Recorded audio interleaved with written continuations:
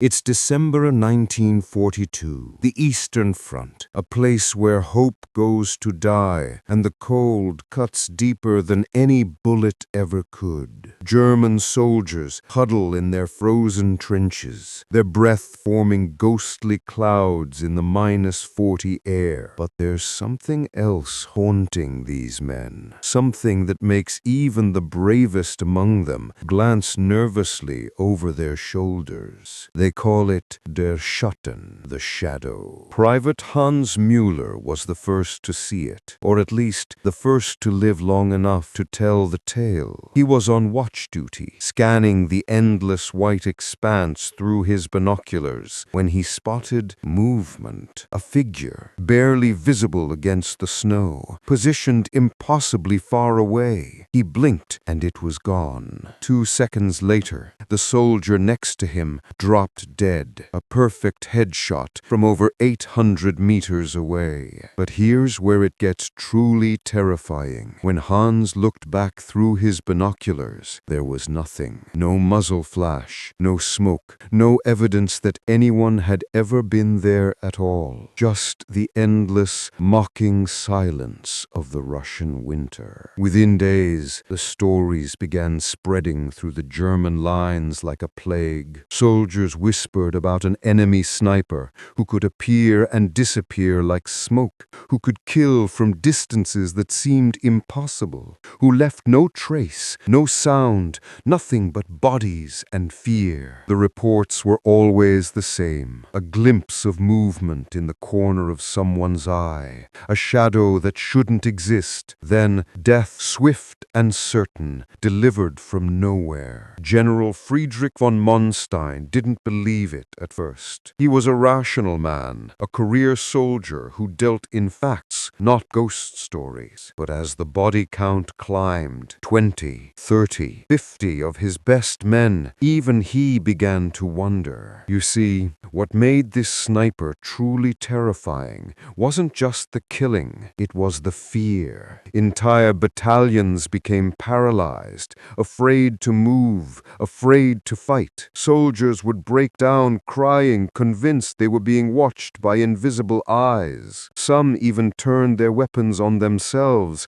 rather than face another day of waiting for a bullet that might never come. The psychological warfare was masterful. This wasn't just about eliminating enemy soldiers. This was about breaking the very soul of an army. But who was this phantom sniper? What kind of person could strike such terror into the hearts of hardened warriors? What had created this shadow that moved like death itself through the Russian wilderness? The truth, when it finally emerged, would prove more tragic and more terrifying than any of those frightened soldiers could have imagined. Because the most dangerous predators aren't born, they're made. And sometimes they're made by the very people they're hunting. This is the story of the ghost sniper who brought entire armies to their knees. A story of revenge, survival, and the thin line between hero and monster. A story that begins not with a rifle or a battlefield, but with a single moment that changed everything. But to understand the shadow, we must first understand the person who cast it. And that story starts in a place where legends are born from the ashes of everything we hold dear. Her name was Katerina Volkov, and before she became death incarnate, she was just a 17-year-old girl who loved to laugh. Picture a small village called Bereshki, nestled deep in the Russian wilderness. Population 847. The kind of place where everyone knew everyone, where children played in meadows filled with wildflowers, and where the biggest worry was whether the harvest would be good that year. Katerina lived there with her younger brother Mikhail and their grandfather Dmitri. Their parents had died in a factory accident when she was 12, but Dmitri had raised them with gentle hands and endless stories. He was a veteran of the First World War, a man who understood the both beauty and brutality of life. Every morning before dawn, Katerina would slip out of their wooden cottage village and follow her grandfather into the forest. He was teaching her to hunt, not for sport, but for survival. In rural Russia, knowing how to track and shoot meant the difference between eating and starving through the long winters. "Patience, little wolf," he would whisper, as they crouched behind fallen logs, waiting for deer. "The forest teaches us everything we need to know. How to move without sound, how to become invisible, how to wait for the perfect moment." Katerina was a natural. Her hands never trembled. Her breathing never wavered. By 15, she could hit a rabbit at 200 meters with her grandfather's old rifle. By 16, she was providing most of the meat for their table. But it wasn't just about the shooting. Dmitri taught her to read the land like a book, how to track animals by the smallest signs, how to predict weather patterns, how to survive in conditions that would kill most people, how to become one with the wilderness itself. "Remember," he would say, "the greatest hunters aren't the ones with the biggest guns. They're the ones who understand that every creature, every plant, every gust of wind has something to teach us." Mikhail was different, gentle where Katerina was fierce. He loved books and music, dreamed of becoming a teacher someday. While his sister learned to kill, he learned to heal, helping the village doctor with injured animals and sick children. They were happy, poor but happy. Katerina would return from hunts with fresh game, and Mikhail would cook elaborate meals that made their tiny cottage smell like heaven. Dmitri would tell stories of his youth, and they would laugh until their sides ached. Then came October 15th, 1941, the day that changed everything. Katerina was deep in the forest, tracking a wounded elk, when she heard the engines, aircraft engines, getting closer. She dropped flat and crawled to the edge of a ridge that overlooked her village. What she saw below made her blood freeze. German trucks rolling down the main road, soldiers pouring out like ants, and smoke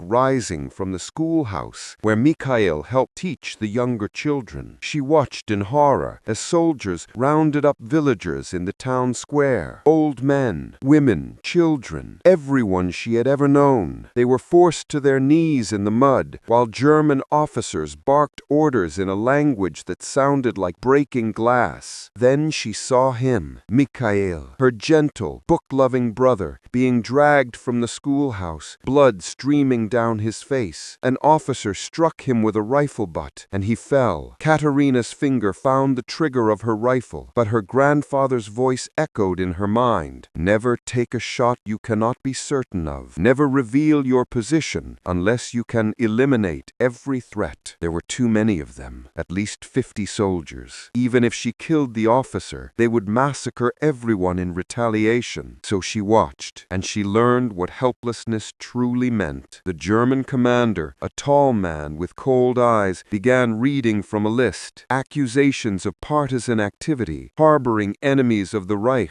supporting communist resistance. All lies. These were farmers and hunters and grandmothers who had never fired a shot in anger. But lies didn't matter, not to these men. The executions began at sunset. They started with the older men, the village council, the doctor, the priest. Each shot echoed through the valley like thunder, and each one carved another piece from Katerina's soul. When they brought Dmitri forward, her grandfather looked directly up at the ridge where she was hiding. Somehow, impossibly, his old eyes found hers across the distance. He gave the slightest shake of his head, and she understood. Stay hidden. Survive. Remember. The shot that killed him was the sound of her childhood ending. But they weren't finished. The German commander gestured, and more villagers were brought forward. Women, children, and then Mikhail, her brother, barely 17, was forced to his knees in the mud next to the growing pile of bodies. He was shaking, tears streaming down his face, but when the soldier placed a pistol pistol against his head. Mikhail looked up at the darkening sky and smiled. Later, Katerina would realize he had seen her too, that his last thought was relief that her sister was safe. The shot that took him was the sound of her heart breaking, but it was also the sound of something else being born, something cold and patient and absolutely merciless. They burned the village that night. Every building, every memory, every trace that 847 people had ever lived and loved and dreamed in this place. Katerina watched it all from her hiding place, feeling the heat on her face, breathing in the smoke of everything she had ever cared about. When the Germans finally left the next morning, she climbed down from the ridge, the only living thing in a landscape of ash and death. She found her grandfather's rifle among the ruins of their cottage. Somehow, miraculously, it had survived the flames. As she picked it up, she noticed something carved into the stock, a message Dmitri had left for her, scratched into the wood with his dying breath. "Hunt well, little wolf. Make them pay." That night, as snow began to fall on the grave that had once been her home, Katerina Volkov died. But what emerged from those ashes was something else entirely. Something that would hunt the hunters. Something that would turn their own fear against them. Something that would make them understand what it felt like to be prey. The ghost sniper had been born. Winter became her teacher, and death became her art. For 3 months after the massacre, Katerina lived like a ghost in the frozen wilderness. She survived on nothing but raw determination and the hunting skills her grandfather had drilled into her bones. She learned to sleep in snow caves that kept her warm in -50 temperatures. She learned to catch fish through ice with her bare hands. She learned that hunger was just another enemy to defeat. But most importantly, she learned to hate with a purity that scared even her. Her first kill came on New Year's Day, 1942. A German patrol had gotten separated from their unit during a blizzard. 3 soldiers, lost and freezing, stumbling through her forest like blind children. She could have let the cold take them, but that would have been mercy, and mercy was a luxury she could no longer afford. She stalked them for 6 hours, moving through the snow like a shadow, always staying downwind, always invisible. She watched them panic as they realized they were being followed, watched them argue and blame each other, watched fear eat them alive from the inside. When she finally took the shot, it was clean. 1 bullet, straight through the heart of their leader from 400 meters away. The man dropped without a sound, and the other 2 never even knew where the shot had come from. But here's what made it truly terrifying. She didn't kill the other 2. Not yet. Instead, she let them run, let them carry their dead friend through the snow, looking over their shoulders every few seconds, jumping at every sound. She followed them like a predator playing with wounded prey, occasionally letting them glimpse a shadow or hear a branch snap. When hypothermia and exhaustion finally brought them down 12 hours later, she put them out of their misery with 2 quick shots. But she had learned something valuable in those 12 hours. Fear was a weapon more powerful than any bullet. Over the following weeks, she developed what would become her signature technique, the phantom kill. First, she would study her targets for days, sometimes weeks, learning their routines, their habits, their personalities. She discovered that German soldiers, despite their reputation for discipline, were surprisingly predictable. They always took smoke breaks at the same times. They always positioned guards in the same patterns. They always used the same routes for patrols. Humans, she realized, were creatures of habit, and habits could be exploited. Her grandfather's old rifle was good, but it wasn't enough for what she had planned. So she began collecting equipment from her victims: better scopes, ammunition, camouflage gear. Most importantly, she acquired a Mosin Nagant sniper rifle from a dead Russian soldier, a weapon capable of accurate shots at distances that seemed impossible. But the rifle was just a tool. The real weapon was her mind. She began to understand the psychology of fear, how to use the terrain not just for cover, but for psychological warfare, how to make her enemies feel watched even when when she wasn't there, how to turn their own imagination against them. Her technique was methodical, almost ritualistic. She would position herself at extreme range, 800, 900, sometimes over 1,000 meters away, far beyond what most snipers would even attempt. She would wait for hours, barely breathing, until she had the perfect shot. Then she would fire once, always just once, and then she would vanish. No muzzle flash, thanks to a homemade suppressor she had crafted from metal pipes found in destroyed villages. No sound except the crack of the bullet breaking the sound barrier. By the time that sound reached her targets, she was already gone, melting into the landscape like smoke. But it was what happened after the shot that made her legendary. She never killed randomly. Every target was chosen for maximum psychological impact. The officer giving orders, the radio operator calling for backup, the veteran soldier the others looked to for courage. She would eliminate the pillars that held units together and watch the rest crumble. Sometimes she would kill the point man of a patrol, forcing the others to step over their friend's body, knowing they could be next. Sometimes she would wait until soldiers were eating or sleeping, their most vulnerable moments, before delivering death from nowhere. And sometimes, this was perhaps most terrifying of all, she would deliberately wound instead of kill. A shoulder shot that would leave a man screaming in agony, drawing his friends into the open to help him. Then she would disappear, letting them wonder if she was still watching, still waiting. The wounded man would be evacuated, and he would tell his story in field hospitals, how he had been shot by a ghost, how death had reached out from the white void and nearly claimed him. These stories spread through the German ranks like a virus, infecting every soldier with the knowledge that nowhere was safe. She learned to read the wind like sheet music, compensating for gusts that could throw off a shot by inches at extreme range. She memorized the ballistics of every round she fired, understanding exactly how gravity and air resistance would affect the bullet's path over different distances. Weather became her ally. She preferred overcast days when visibility was poor, forcing her enemies to squint and strain their eyes. She loved snowstorms that muffled sound and provided perfect cover. She even learned to predict when fog would roll in, using it to approach positions that should have been impossible to reach. But perhaps her most devastating weapon was patience. She once spent 16 days lying in the same position, barely moving, waiting for a specific German colonel to make one mistake. When he finally emerged from his command bunker without his bodyguards, she was ready. One shot from 847 meters. She always remembered the exact distance, a tribute to her murdered village. And another pillar of the Wehrmacht crumbled. The psychological effect was immediate and devastating. German units began refusing patrol duties. Soldiers would fake injuries to avoid going outside. Some units reported that half their men were suffering from combat stress, what we now called PTSD, without having been in actual combat. They were being terrorized by a single person, and they knew it. Radio intercepts picked up German officers pleading for reinforcements, not to fight the Russian army, but to hunt one sniper, one teenage girl who had learned to kill with the patience of winter itself. But the most terrifying part wasn't her skill with a rifle. It was how she seemed to be everywhere and nowhere at the same time. Witnesses reported seeing her north of Stalingrad on the same day she was making kills 200 kilometers to the south. She appeared in forests, in ruins, on rooftops, in trenches, always where she shouldn't be, always where she was least expected. The Germans began to whisper that she wasn't human at all, that she was some kind of spirit, a manifestation of Russian rage given form. They called her Der Schatten, the shadow, because shadows were the only explanation they could accept. But she was very human, human enough to remember every face she killed, human enough to carve a notch in her rifle stock for each life she took, human enough to whisper her brother's name before every shot, turning each kill into a prayer for the dead. By the spring of 1942, she had perfected her craft. She had become something that existed in the space between life and death, between the seen and the unseen. She had become the thing that hunted the hunters, the nightmare that stalked nightmares. She had become the ghost of the Eastern Front, and entire armies were beginning to learn what it meant to be afraid. By the summer of 1942,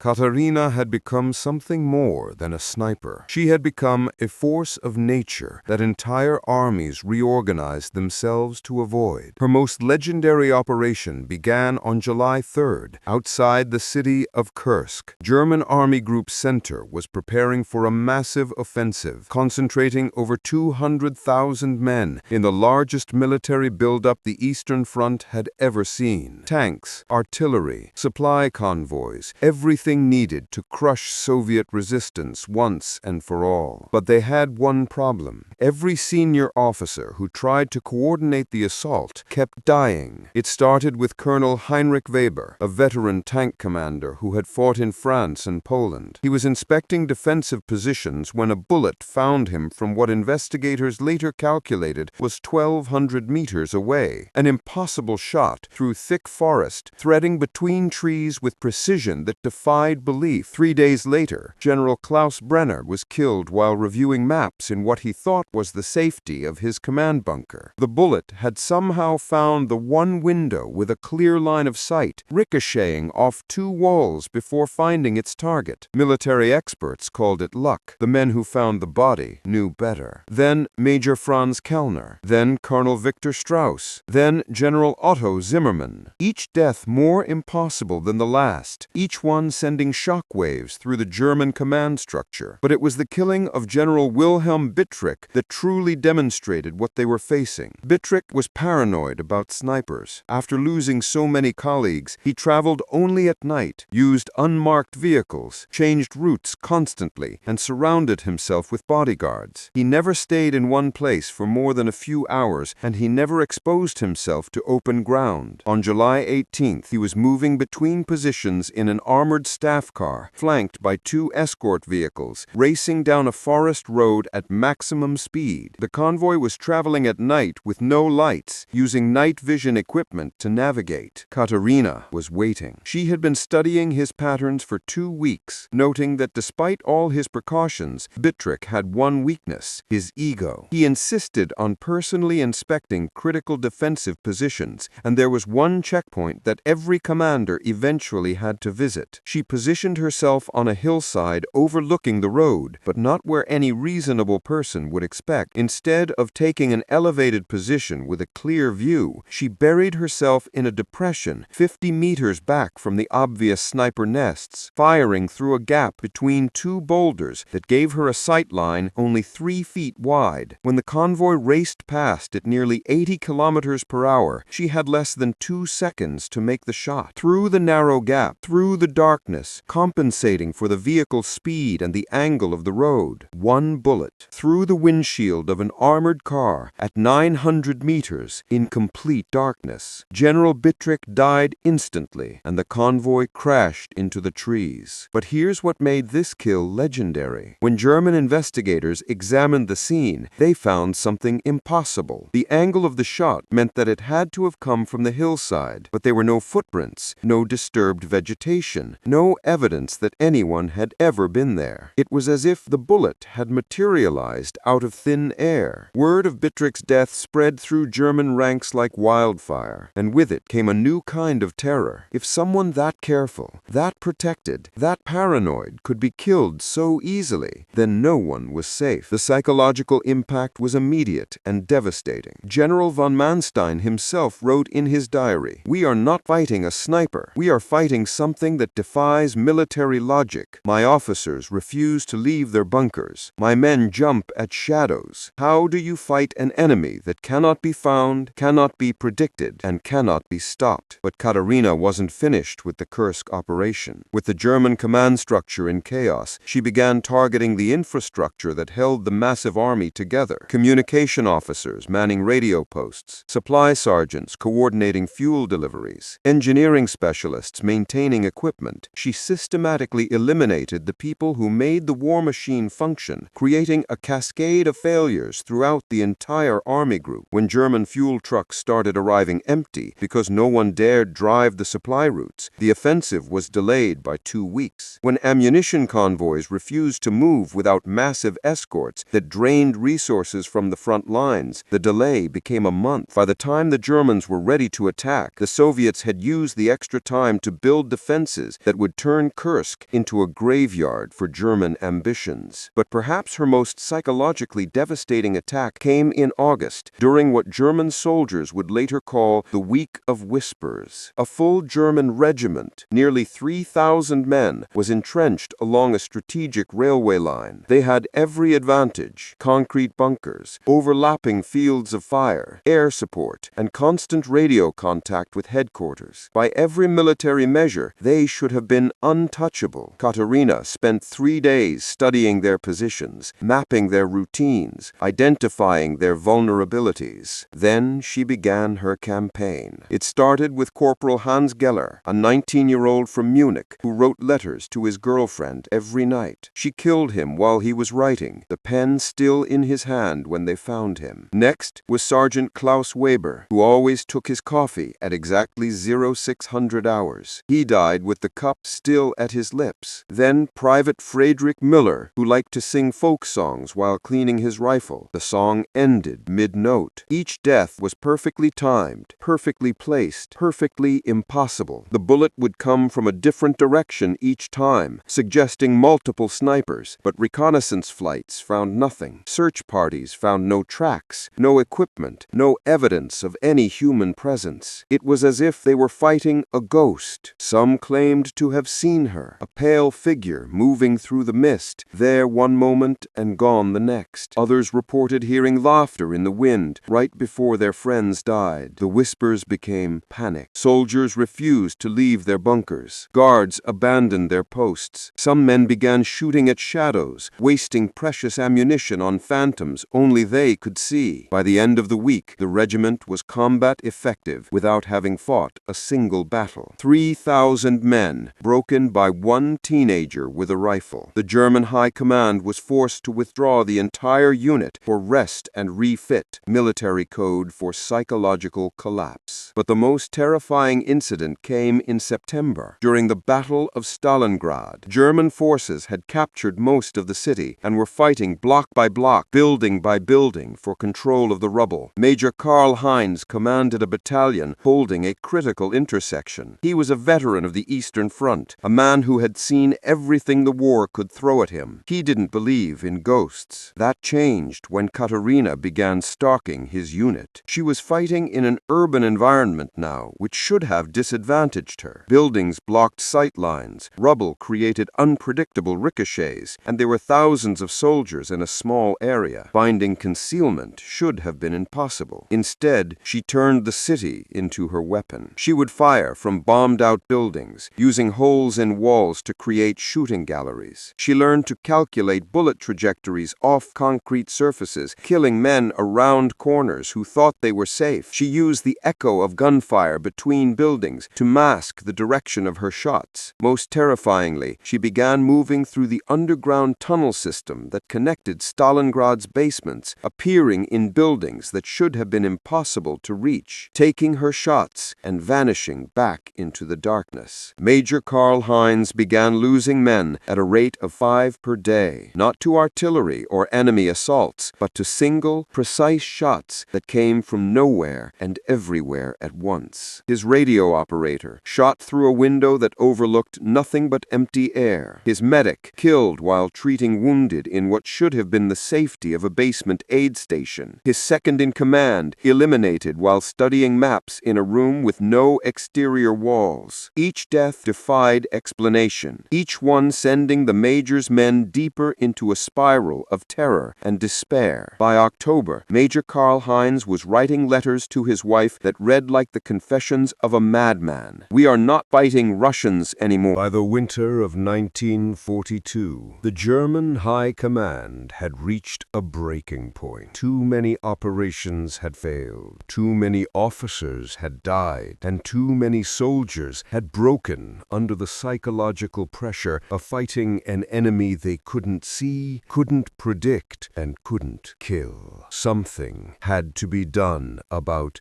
der Schatten. The order came directly from Berlin. Form a special unit with unlimited resources and one mission: find and eliminate the ghost sniper at any cost. They called it Jagdkommando Schatten, Shadow Hunt Command. Leading this unit was Oberst Erich von Steuben, a man who had earned his reputation hunting partisans in occupied Yugoslavia. He was methodical, ruthless, and completely without imagination. Exactly the kind of mind the High Command believed could solve their phantom problem through pure military logic. Von Steuben assembled the most elite hunters the Wehrmacht had to offer. Master Sergeant Klaus Hoffmann, a former Olympic marksman who held the record for longest confirmed sniper kill in the German Army. Captain Werner Müller, a tracker who had grown up hunting in the Bavarian forests. Lieutenant Hans Richter, an intelligence specialist who could read enemy patterns like a book. 24 men in total, each hand-picked for skills that should have made them the perfect counter to Katharina's abilities. They had every advantage: unlimited ammunition, the finest equipment, detailed maps of every area where she had been active, and complete authority to requisition whatever they needed. They even had access to aerial reconnaissance and radio intercept data. Most importantly, they had something Katharina didn't: numbers. Von Steuben's strategy was elegant in its simplicity. Instead of trying to predict where she would strike next, he would force her to come to them. They would establish kill zones in areas where she had been most active, use German units as bait, and surround her when she took the shot. It was a sound plan. It should have worked. For their first operation, they chose a supply convoy route where she had killed 17 drivers in the past month. Von Steuben positioned his men in a 3-kilometer circle around the likely ambush point, with overlapping fields of fire and multiple escape routes blocked. The convoy rolled through right on schedule. Von Steuben watched through his binoculars as the lead truck approached the kill zone, waiting for the inevitable shot that would reveal her position. The shot came from outside his perimeter. Impossible. His men had scouted every possible shooting position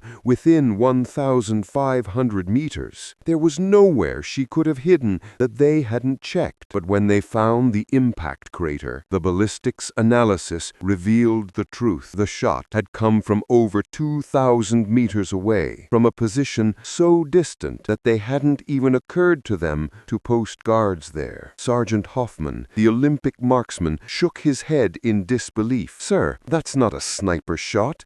I don't know what that is. The bullet drop alone at that distance should have made it impossible to hit anything smaller than a building." But the driver was dead with a perfect headshot, and der Schatten had vanished once again. Von Steuben's second attempt was more sophisticated. Instead of waiting for her to strike, he would track her using the one advantage he had: manpower. He divided his unit into 6 teams of 4 men each, spread them across a region where she had been most active, and began a systematic search pattern. Each team was in constant radio contact, coordinating their movements to ensure no area went unchecked. For 3 days, they found nothing. No tracks, no hiding places, no sign that anyone had passed through the area in weeks. On the 4th day, Team 3 found Corporal Weber. He was sitting against a tree, rifle across his lap, looking perfectly normal except with a small hole in his forehead. His 3 teammates lay in a neat line beside him, each killed with a single shot. The radio was still crackling with their last transmission. Position secure, no contact, continuing patrol as ordered. They had been killed while reporting the area was clear. But the most chilling detail came when von Steuben examined the scene. The shots had come from 4 different angles, suggesting either multiple multiple snipers, or something impossible. The trajectory analysis showed that the killer would have had to move 800 meters between shots, crossing open ground that offered no concealment, and do it in less than 30 seconds. No human being could move that fast, not while carrying sniper equipment, not while maintaining the accuracy needed for 4 perfect headshots. Lieutenant Richter, the intelligence specialist, was beginning to crack. "Sir," he whispered, "what if the stories are true? What if we're not hunting a person at all?" Von Steuben struck him across the face. "We are hunting a terrorist with a rifle, no more. Superstition will not solve this problem." But privately, even he was beginning to wonder. Their third operation was personal. Von Steuben decided to use himself as bait, betting that the ghost sniper's ego would compel her to take a shot at the man hunting her. He positioned himself in the bell tower of a bombed-out church, surrounded by his remaining men, with every approach covered. If she wanted to kill him, she would have to expose herself to at least 6 different firing positions. He waited all day, scanning the horizon through his scope, daring her to try. As the sun began to set, he allowed himself a moment of satisfaction. For the first time in weeks, he had managed to spend an entire day in sniper country without losing a man. That's when he noticed the smell. Something metallic, something that reminded him of the slaughterhouses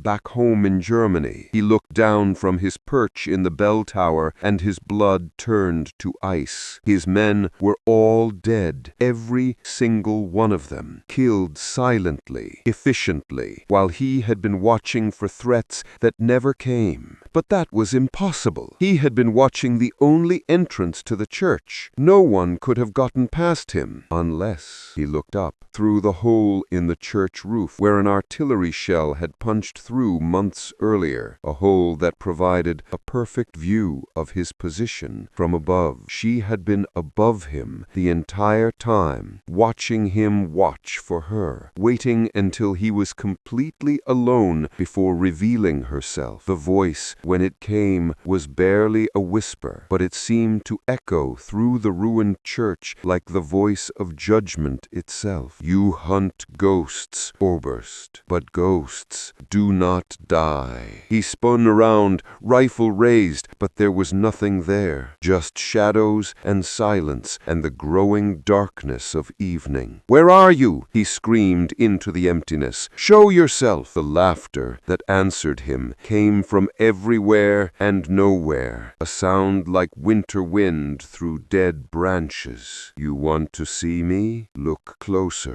Von Steuben's hands were shaking as he raised his binoculars, scanning every shadow, every corner, every possible hiding place. There, a movement in the choir loft, the faintest outline of a human figure. He raised his rifle, finger on the trigger, and took aim. The figure waved at him. Then it was gone. When the rescue team found von Steuben 3 days later, he was sitting in the bell tower, rifle across his knees, staring at nothing. But legends, as Katerina was beginning to learn, exact a terrible price from those who become them. By the winter of 1943, she had been alone in the wilderness for over 2 years. 2 years of killing, hiding, and surviving on nothing but hatred and the memory of her murdered family. 2 years of living like an animal in conditions that would have broken most people within weeks. The girl who had once laughed with her brother was gone. In her place was something harder, colder, more efficient, but also more fragile than she wanted to admit. She had lost weight until she was barely more than skin and bone stretched over wire-tight muscle. Her hands, once soft from her grandfather's care, were now scarred and calloused from crawling through frozen ground and handling weapons in sub-zero temperatures. Her face, which had been beautiful in the way that 17-year-old faces are beautiful, was now marked by frostbite scars and etched with lines that belonged on someone 3 times her age. But the physical changes were nothing compared to what was happening inside her mind. She had started talking to the dead. It began innocently oddly enough, during the long, frozen nights when she huddled in snow caves or abandoned buildings, she would whisper to Mikhail and her grandfather, telling them about her day, sharing her plans, asking for their guidance. 37 today, grandfather, she would murmur into the darkness. The officer with the scar on his chin,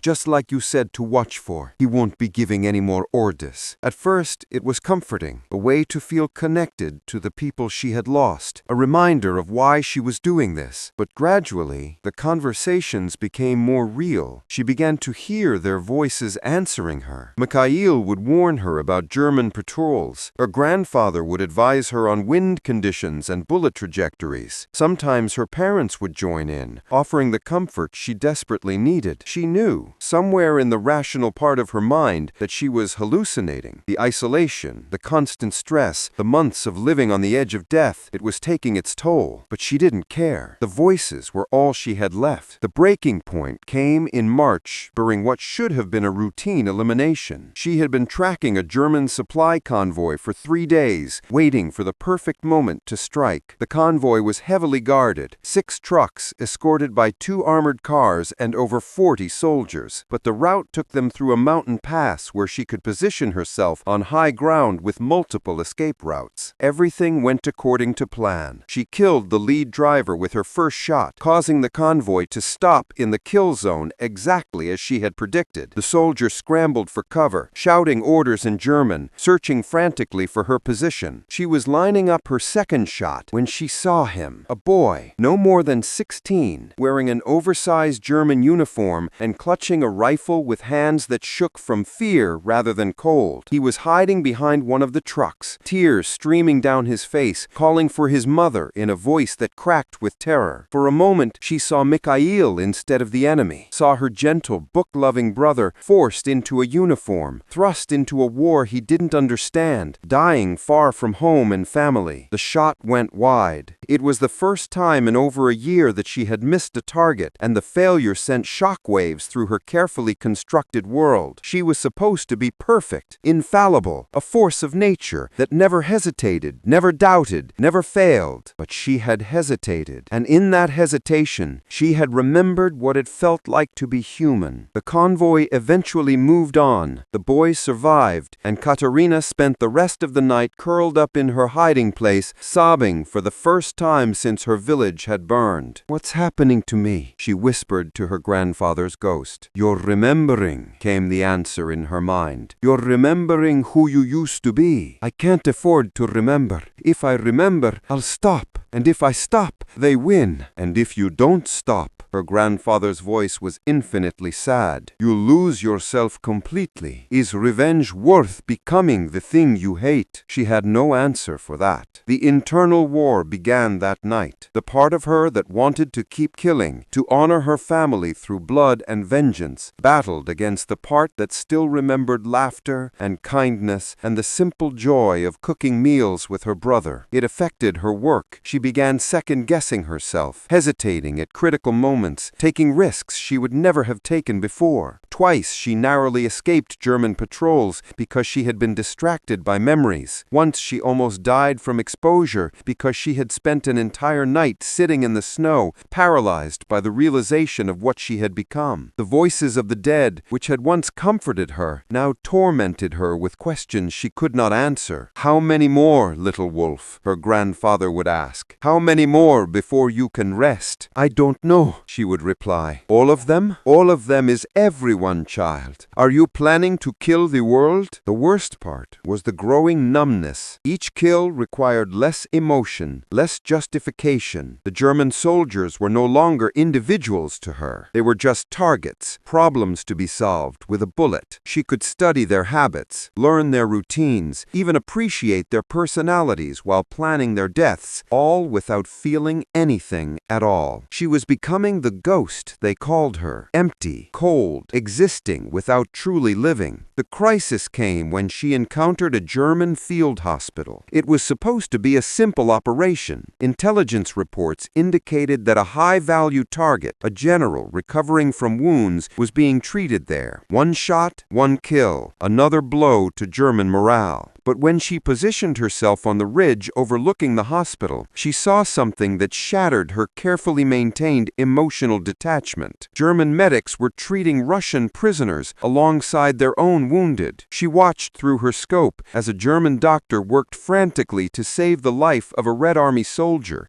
using the same care and skill he would use on his own countrymen. She watched a German nurse hold the hand of a dying Russian boy, speaking soft words in broken Russian, trying to comfort him in his final moments. She watched enemies become human beings. Her grandfather's rifle felt impossibly heavy in her hands. The general was right there, an easy shot through the hospital window. One squeeze of the trigger, and another German leader would be eliminated. But the German doctor was still working on the Russian soldier, still fighting to save a life instead of take one. For the first time in 2 years, Katarina lowered her weapon without taking the shot. That night, she sat in her hiding place and tried to remember her brother's face. Really remember it. Not the idealized version that had sustained her through months of killing, but the real Mikhail, the boy who cried when he accidentally stepped on a butterfly, who had spent hours nursing injured birds back to health, who believed that every person, regardless of nationality or uniform, deserved compassion. "What would you think of me now?" she whispered to her memory. The answer came not in his voice, but in her own conscience. He would be heartbroken. She tried to justify it. Every German she killed meant fewer Russian civilians would die. Every officer eliminated could save hundreds of her countrymen. The mathematics of war demanded that some people die so others could live. But mathematics couldn't explain away the growing emptiness inside her, couldn't fill the hole where her humanity used to be. She was winning the war, one bullet at a time, but she was losing herself in the process. The ghost they called her was becoming real. Each day, a little more of Katarina Volkov disappeared, replaced by something that existed only to kill. Soon she feared there would be nothing left of the girl who had once loved to laugh. The question that haunted her frozen dreams was simple and terrible. If she destroyed all her enemies, but lost her soul in the process, would she have won or lost? And deep in the Russian winter, surrounded by the ghosts of everyone she had loved and everyone she had killed, she began to realize that some victories cost more than defeats. The legend was complete, but the person who had created it was dying, one shot at a time. Spring came late to the Eastern Front in 1944, but when it finally arrived, it brought with it news that would change everything. The tide of war was turning. The German army was in full retreat, pushed back on all fronts by a resurgent Red Army. The invaders who had burned her village, murdered her family, and turned her into a living weapon were finally being defeated. For most people, this would have been cause for celebration. For Katarina, it presented a terrible question. What does a weapon do when the war is over? She had been tracking a retreating German column for 3 days, picking off stragglers and spreading the fear that had become her signature. But something felt different now. The Germans weren't just retreating, they were fleeing, desperate, broken, more concerned with survival than conquest. Most of them were barely older than she was. She was positioned on a hillside overlooking a crossroads where the column would have to pass. Through her scope, she could see them approaching, tired soldiers, wounded men, some without weapons, all of them just wanting to go home. Among them, she spotted her target, Colonel Heinrich Straub, one of the officers who had participated in the massacre of her village. She had been hunting him for 2 years, and finally he was in her sights.